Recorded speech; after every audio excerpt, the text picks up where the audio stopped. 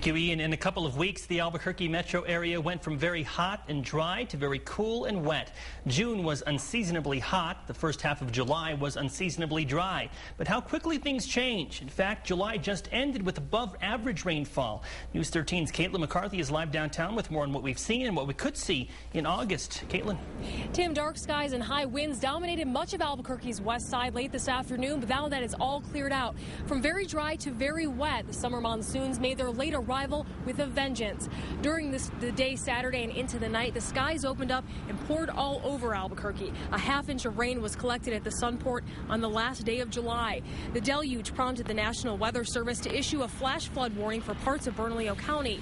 There was minor flooding on some streets. Earlier this week, Northeast Heights was slammed with precip, and 16-year-old R.J. Lees went into an arroyo near Wantabo and Candelaria. He floated 7 miles downstream before being rescued by firefighters.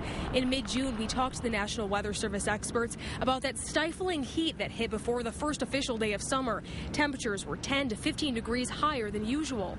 The early part of July hit a dry spell, very little rain or none at all for 24 days. But that all changed the last week in July, where 85% of the month's total rainfall came down in just 3 days. If you look back at the month of July, there were 6 days. Only 6 days that we had measurable rainfall, and all but 2 of those were in the last 7 days of the month. So yeah, it just takes, like I said, a few days, good days, to really make a huge difference. And now that we're into August, Jones says we can expect to see about average rainfall or maybe even a bit more than usual. Tim, back to you. Thank you, Caitlin. Since June 1st, the metro area got an inch more rain than in years past.